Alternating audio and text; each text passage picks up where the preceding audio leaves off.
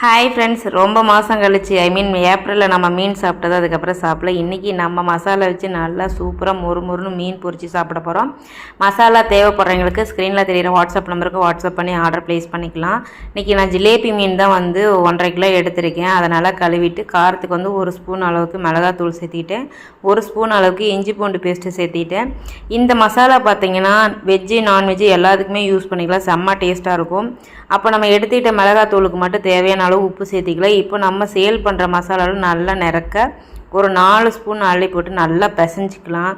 எப்படி பிசைனா நல்லா சதன்னு இருக்கணும். அப்போ தான் மீனில் ஒட்டிட்டு நல்லா டேஸ்ட்டாக இருக்கும். கொஞ்சம் நம்ம மசாலா கம்மியாக போட்டாலுமே நமக்கு டிஃப்ரெண்ட்டான டேஸ்ட்டில் இருக்கும். ஸோ இந்த மாதிரி நல்லா பிசைஞ்சு எடுத்துகிட்டு ஒரு 10 நிமிஷம் ஊற வச்சுட்டு அதுக்கப்புறம் நம்ம எடுத்து போட்டுக்கலாம். நான் என்ன பண்ணால் கொஞ்சம் போட்டு கொஞ்சம் எடுத்து ஃப்ரிட்ஜில் வைக்க போகிறேன்.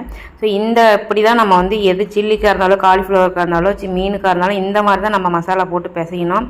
பிசைஞ்சு எடுத்து ஒரு 10 நிமிஷம் கழிச்சு நம்ம எண்ணெய் நல்லா பிசைஞ்சு ஓரமாக வச்சுட்டு எண்ணெய் ஒரு பாத்திரத்தில் ஊற்றி வச்சு நல்லா சூடானோடனே ஒரு கொத்து கருவேப்பிலை உருவி போட்டுட்டு நம்ம பொரிச்சு எடுத்தோன்னா அவ்வளோ டேஸ்ட்டாக இருக்கும். ஸ்க்ரீனில் தெரியல வாட்ஸ்அப் நமக்கு வாட்ஸ்அப் பண்ணி ஆர்டர் ப்ளேஸ் பண்ணிக்கலாம். நமக்கு கொஞ்சம் கூட எண்ணெய் பிரிஞ்சு வராது. நல்லா டேஸ்ட்டாக மொறுன்னு மீன் ரெடி ஆயிரும் நம்ம மசாலாவில்.